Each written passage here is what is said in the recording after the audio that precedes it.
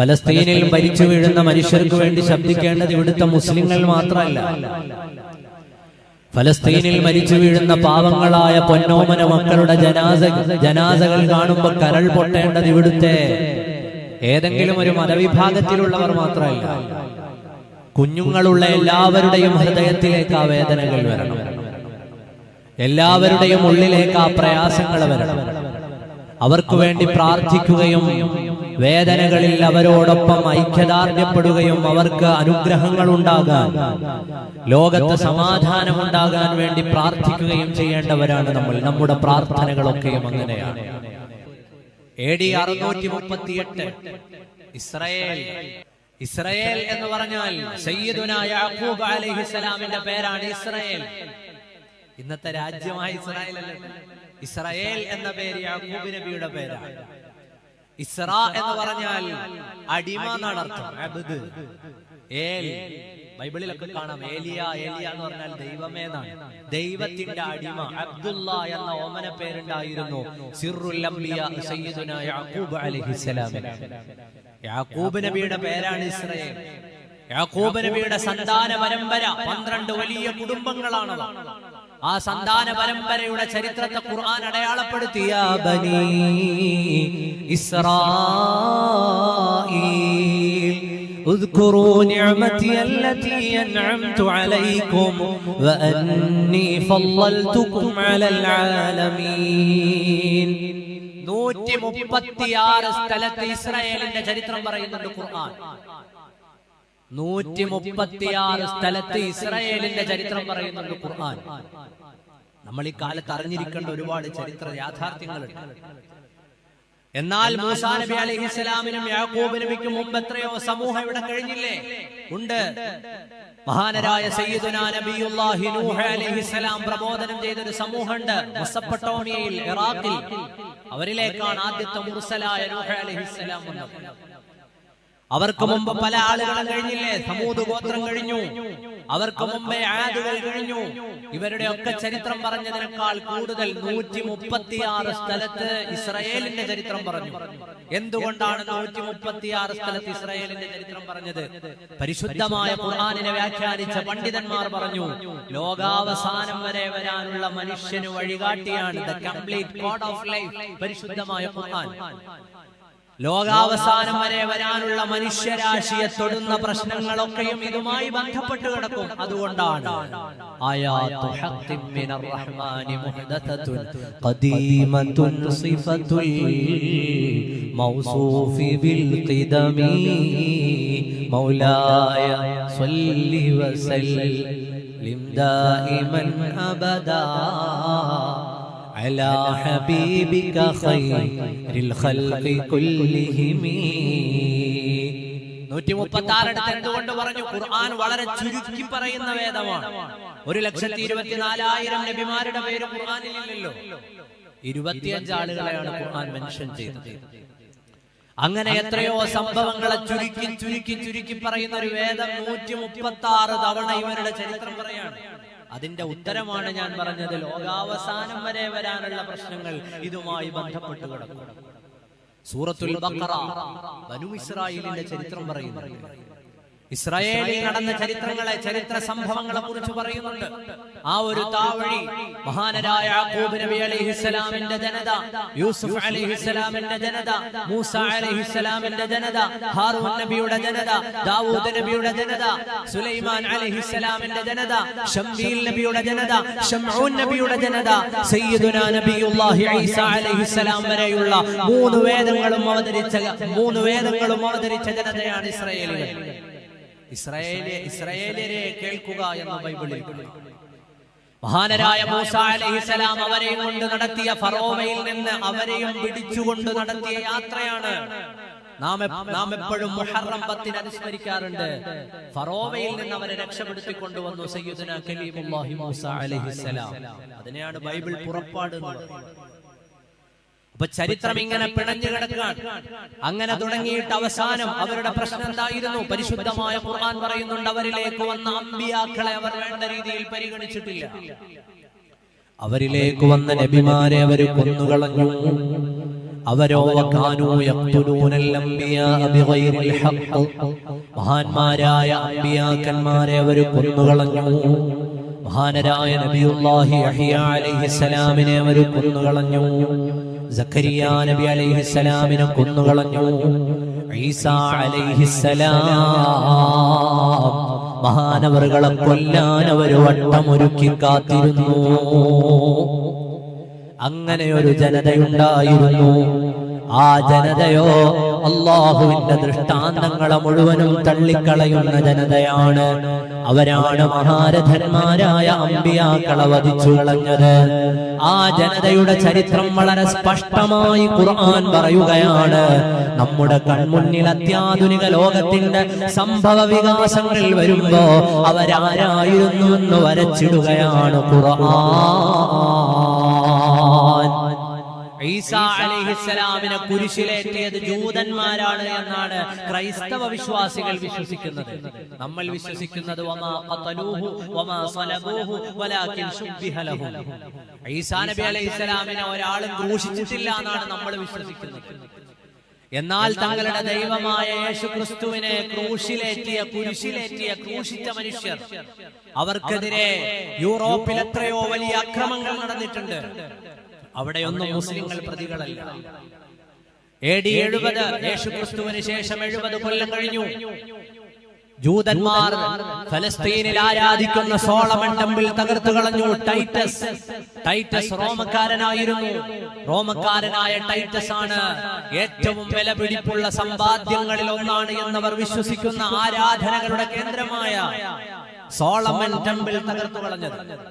AD 138 ഹഡ്രിയാൻ എന്ന രാജാവ് കൊന്നുതള്ളിയത് 4 ലക്ഷം ജൂതന്മാരെയാണ്. പിന്നീട് ഇങ്ങോട്ട് നമുക്കെല്ലാവർക്കും അറിയുന്നത് പോലെ ഹിറ്റ്ലർ വരെയുള്ള ആളുകൾ ജൂതന്മാരെ കൊന്നുതള്ളി. കാരണം ആദർശപരമായി, ആശയപരമായി, വിശ്വാസപരമായി അവർ തമ്മിലായിരുന്നു പ്രശ്നം ഉണ്ടായത്. അവിടെയൊന്നും ഇസ്ലാം ഉണ്ടായിരുന്നില്ല. ഇസ്ലാമിന്റെ നീതിയുടെ പാഠം അവിടെയാണ് വായിക്കേണ്ടത്. സയ്യിദുനാ ഉമർ ഇബ്നുൽ ഖത്താബ് റളിയല്ലാഹു അൻഹു ഫലസ്തീൻ പിടിച്ചെടുക്കുന്നത് 638 AD-യിലാണ്. അന്ന് മഹാനവറുകൾ നേരിട്ടാണ് ജെറൂസലമിലേക്ക് ചെന്നത്. അവരെ കാത്തിരുന്നതോ അവിടെയുള്ള എല്ലാ മതവിഭാഗങ്ങളിലും, മജൂസികളിലും, ക്രൈസ്തവരിലും, ജൂതന്മാരിലും എല്ലാം പെട്ട ആളുകൾ മഹാനവറുകളെ കാത്തിരുന്നു. ഖലീഫ, നിങ്ങളെ കാണാൻ ഞങ്ങൾ ആഗ്രഹിക്കുന്നു ഖലീഫ. ഖലീഫയായ ഉമർ ഇബ്നുൽ ഖത്താബ് തങ്ങളെ കാത്തിരുന്നത് എല്ലാ മതവിഭാഗത്തിലുമുള്ള ആളുകളാണ്. കാരണം അവർക്കറിയാം വരുന്നയാൾ ഇസ്ലാമിന്റെ നേതൃത്വമാണ്. മുസ്ലിമീങ്ങൾ ഇവിടെ വർഗീയതയുണ്ടാക്കുന്നവരല്ല, ഛിദ്രതയുണ്ടാക്കുന്നവരല്ല, ഡിസ്ക്രിമിനേഷൻ നടത്തുന്നവരല്ല. ഞങ്ങളെ പകുത്തുവെച്ചവര് വർത്തമാനം പറയില്ല. അതുകൊണ്ട് അവരെല്ലാവരും കാത്തിരുന്നു. ഖലീഫ, ഞങ്ങൾക്കുള്ള ആരാധനാ സ്വാതന്ത്ര്യങ്ങൾ, അവകാശങ്ങൾ നിങ്ങളോടൊന്ന് സംസാരിച്ചു തീർപ്പ് കൽപ്പിക്കാൻ ഞങ്ങൾക്ക് അവസരം നൽകണം. എല്ലാ മതവിഭാഗങ്ങളും കാത്തിരുന്നപ്പോ ജെറൂസലമിലേക്ക് വന്നു ചേർന്ന ഖലീഫയാണ് ഉമർ ഇബ്നുൽ ഖത്താബ് റളിയല്ലാഹു അൻഹു. നമുക്കങ്ങനെയാണ് ആകാൻ കഴിയുക. ഉമർ ഇബ്നുൽ ഖത്താബ് റളിയല്ലാഹു അൻഹുവിനോട് അവിടെ വെച്ചിട്ട് ഒരു കരാർ എഴുതി നഫ്രാസിസ് പാതിരി. ആ കരാർ എന്തായിരുന്നു എന്നറിയോ? നഫ്രാസിസ് പാതിരി എഴുതിയ കരാറ്, ഓ ഉമറേ, എനിക്ക് നിങ്ങളോട് പറയാനുള്ളത്, ഞങ്ങളുടെ വളരെ പ്രധാനപ്പെട്ട ദേവാലയങ്ങളുള്ള ജെറുസലമിലേക്ക് ജൂതന്മാരെ പ്രവേശിപ്പിക്കാൻ പാടില്ല. അവർക്ക് ആരാധനകൾ നിർവഹിക്കാൻ അവസരം നൽകാൻ പാടില്ല. അവരെ ഇങ്ങോട്ട് നിങ്ങൾ പ്രവേശിപ്പിക്കല്ല. ആ ഒരു കരാറ് ഞങ്ങൾക്ക് എഴുതി തരുമോ? നഫ്രാസിസ് പാതിരിയും ഉമർ ഇബ്നുൽ ഖത്താബ് തങ്ങളും കൂടി എഴുതിയ കരാർ ഇന്നുണ്ട് ബൈത്തുൽ മുഖദ്ദസിന്റെ ചാരത്ത് മസ്ജിദ് ഉമറിന്റെ മുന്നിൽ. ലോക ചരിത്രത്തിൽ രേഖപ്പെടുത്തപ്പെട്ട് കിടക്കുന്ന ഒരു കരാറാണ്.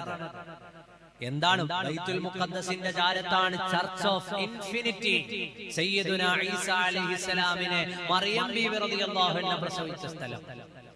അവിടെയാണ് ക്രൈസ്തവ ദേവാലയങ്ങളിൽ വളരെ പ്രധാനപ്പെട്ടതും പഴക്കമേറിയതുമായ പലതും ഉള്ളത്. അതിന്റെ ഒക്കെ അധികാരം മുസ്ലിങ്ങളുടെ കൈകളിലേക്ക് തരാം. ഇന്നും അവിടെ മുസ്ലിം പാറാവുകാരുണ്ട്. മുസ്ലിങ്ങളുടെ കൈകളിലേക്ക് തരാം. പക്ഷെ ഇവരെ ഇങ്ങോട്ട് പ്രവേശിപ്പിക്കാൻ പാടില്ല. സയ്യിദുനാ ഉമർ ഇബ്നുൽ ഖത്താബ് റളിയല്ലാഹു അൻഹു അവരോട് പറഞ്ഞു, പറ്റൂല. നിങ്ങൾ ഈ പറയുന്നത് പോലെ ഒരു മതവിഭാഗത്തിനെതിരെ തീരുമാനം എടുക്കാനൊന്നും എനിക്ക് പറ്റൂല. അവർക്ക് ആരാധിക്കണമെങ്കിൽ അവർക്ക് എപ്പോഴും ഫലസ്തീനിലേക്ക് വരാം, അവരെ ഞാൻ തടയൂല. പക്ഷെ അവർ വരുന്നത് കൊണ്ട് നിങ്ങളുടെ ഒരു ദേവാലയത്തിനൊന്നും പറ്റില്ല. ഖലീഫ ഉമറിന്റെ പാറാവുകാരൻ യേശു ക്രിസ്തു ജനിച്ച സ്ഥലത്തിന് കാവലുണ്ടാവും. ധൈര്യമായിട്ട് അയാൾ അവിടെ കാവലുണ്ടാവും. നിങ്ങളുടെ ഒരു ആരാധനാലയത്തിനും ഒരു കേടുണ്ടാവില്ല. ഒരാളുടെയും ആരാധനാലയത്തിനോ ആരാധനാ സ്വാതന്ത്ര്യത്തിനോ തടസ്സം ഉണ്ടാവില്ല പറയുകയായിരുന്നു സയ്യിദുനാ ഉമർ ഇബ്നുൽ ഖത്താബ് റളിയല്ലാഹു അൻഹു. ചരിത്രം നമ്മൾ നന്നായി മനസ്സിലാക്കി വെക്കണം. ഇസ്ലാമീ നീതിയുടെ പാഠമാണ് ലോകത്തിന് പഠിപ്പിച്ചു കൊടുത്തത്. ഒരാളിന്റെയും ആരാധനാ സ്വാതന്ത്ര്യത്തിൽ ഞങ്ങൾ കൈകടത്തില്ല.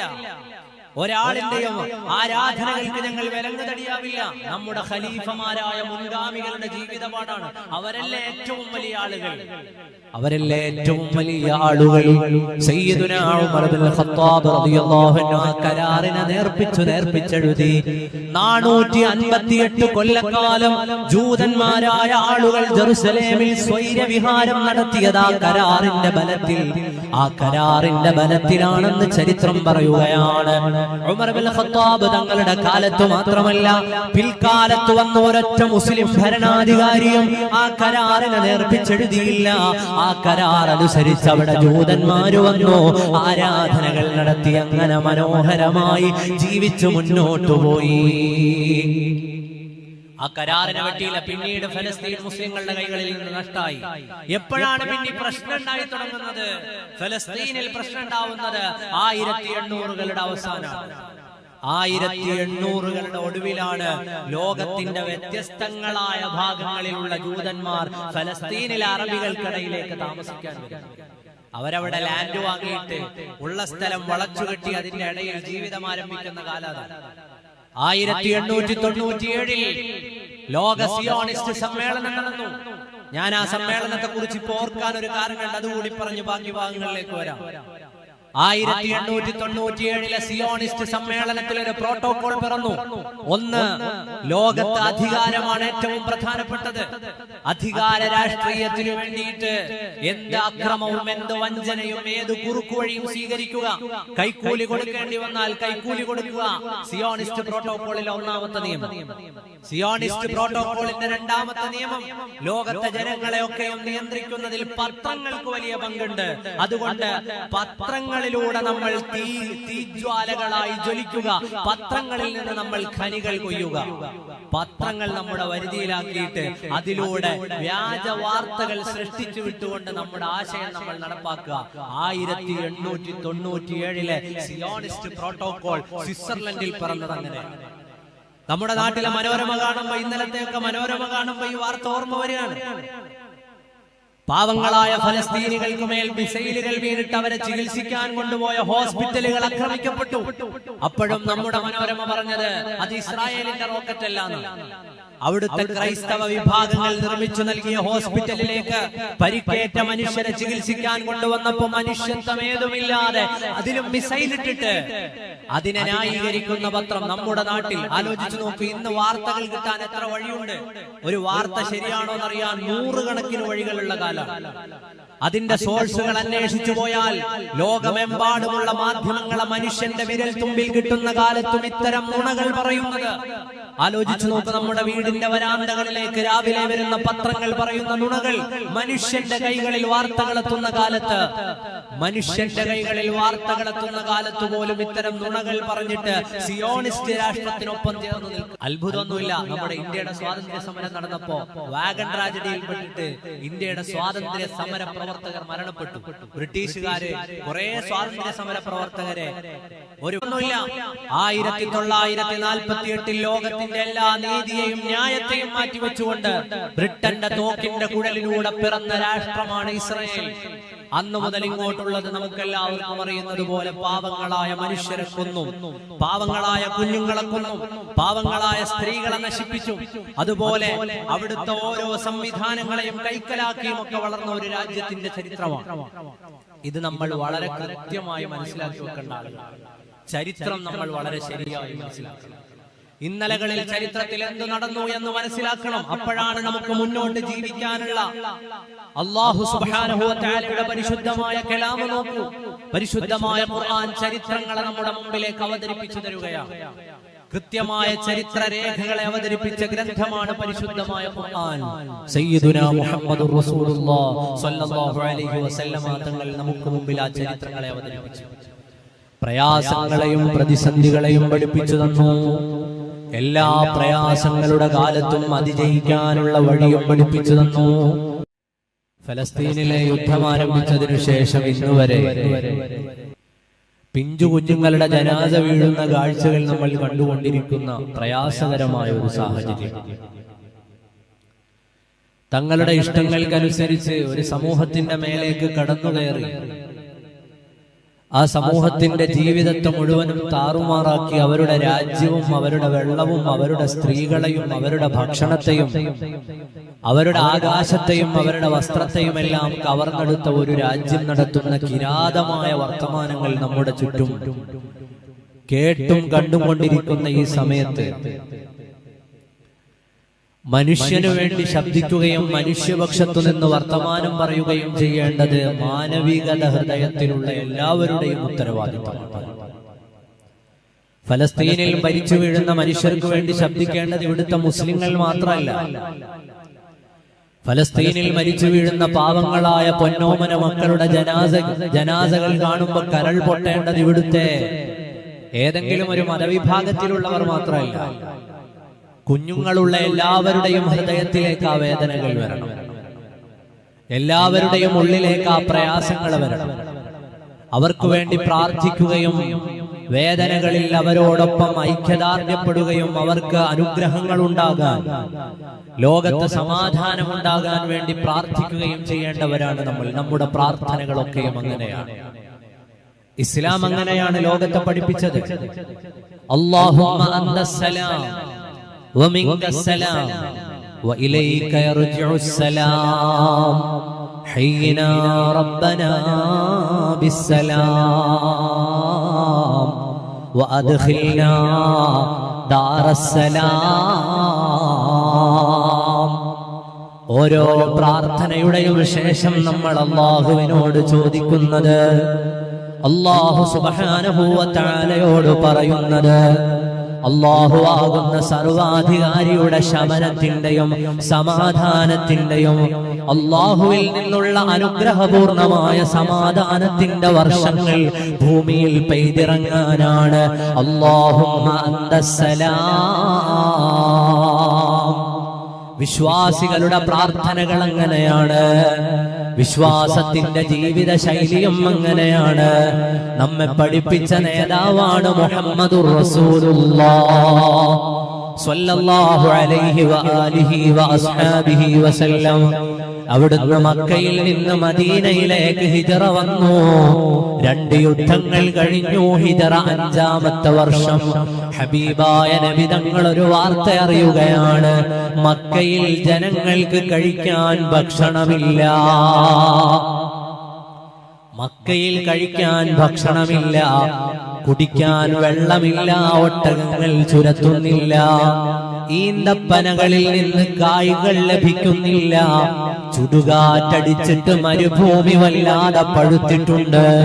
ഒരു പ്രയാസത്തിന്റെ കാലത്തെ അവർ ഇങ്ങനെ ജീവിച്ചു തീർക്കുകയാണ്. കരയുകയാണ് മക്ക, അറിയുകയാണ് മുഹമ്മദുർ റസൂലുള്ളാഹ്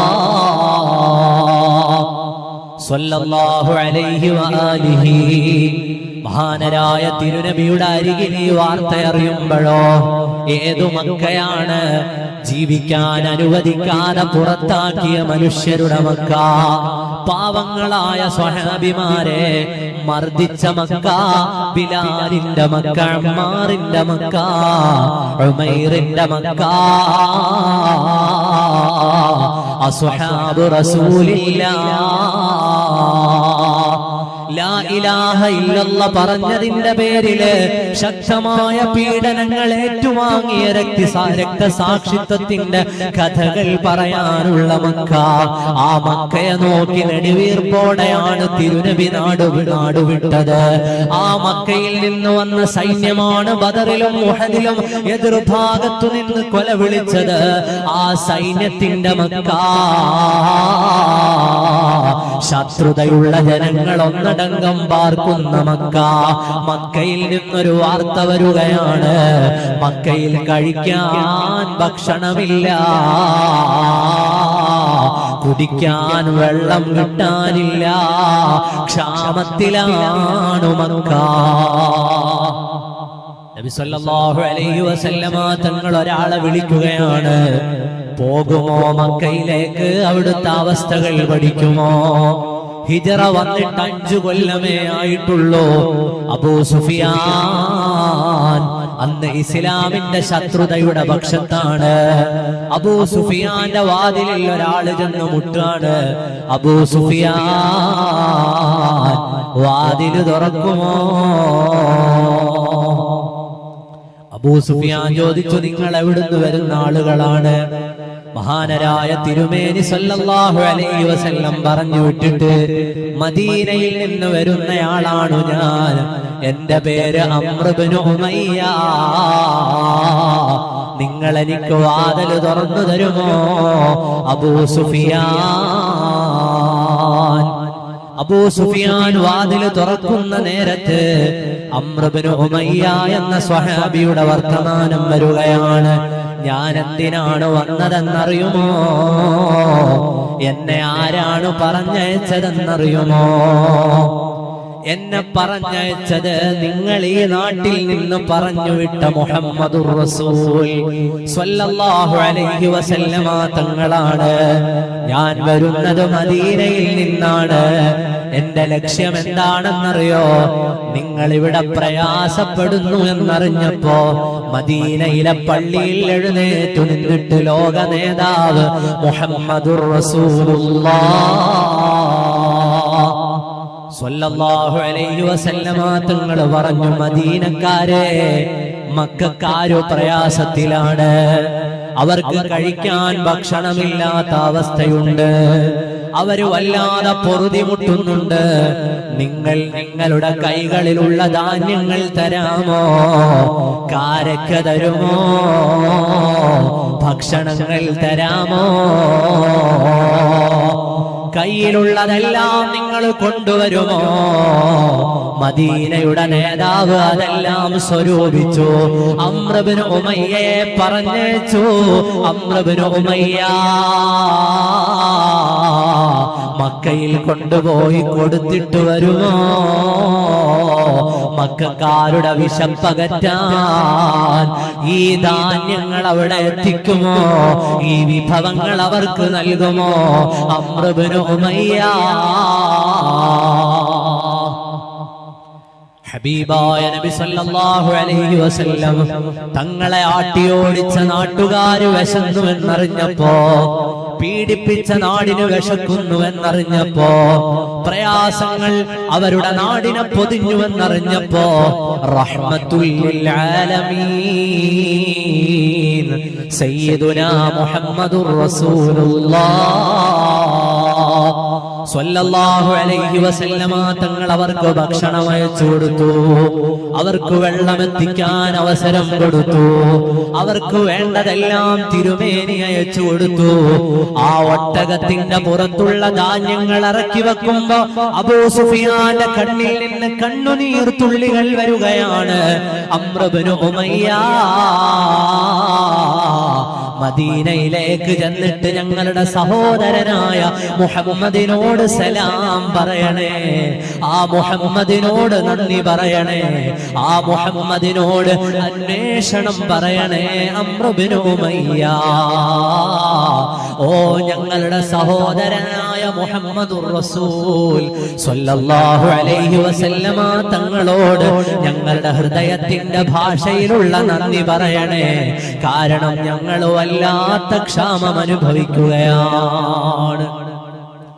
അവർക്ക് ക്ഷാമം വന്നു എന്നറിഞ്ഞപ്പോ അവർക്ക് വേണ്ട എല്ലാം നൽകാൻ മദീനത്തെ ജനങ്ങളിൽ നിന്ന് സംഭാവനകൾ സ്വരൂപിച്ച നേതാവാണ് മുഹമ്മദുർ റസൂലുള്ളാഹി സ്വല്ലല്ലാഹു അലൈഹി വസല്ലം. ഇസ്ലാം അത്തരം നീതിയുടെ വർത്തമാനങ്ങളെ ലോകത്ത് ചെയ്തിട്ടുള്ളൂ.